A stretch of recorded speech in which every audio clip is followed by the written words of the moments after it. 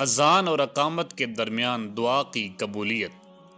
اسلام میں دعا ایک عظیم عبادت ہے اور کچھ خاص اوقات ایسے ہیں جن میں دعا زیادہ قبول ہوتی ہے۔ ان میں سے ایک نہایت اہم وقت اذان اور اقامت کے درمیان کا ہے۔ نبی کریم صلی اللہ علیہ وآلہ وسلم نے فرمایا، اذان اور اقامت کے درمیان کی دعا رد نہیں کی جاتی، یعنی جب مؤذن اذان دے چکا ہو اور ابھی نماز کھڑی نہ ہوئی ہو۔ اس مختصر سے وقت میں مانگی گئی دعا کو اللہ تعالیٰ قبول فرماتا ہے۔ افسوس کی بات یہ ہے کہ ہم میں سے اکثر لوگ اس وقت کو ضائع کر دیتے ہیں۔ کوئی موبائل میں مصروف ہو جاتا ہے، کوئی باتوں میں لگ جاتا ہے، حالانکہ یہ وہ قیمتی لمحات ہیں جن میں اللہ اپنے بندے کی پکار سنتا ہے۔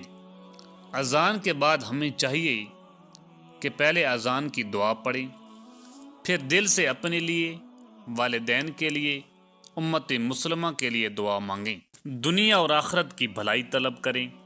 یہ وقت بہت مختصر ہوتا ہے لیکن اس کی برکت بہت عظیم ہے۔ ہو سکتا ہے اسی لمحے کی ایک دعا ہماری زندگی بدل دے۔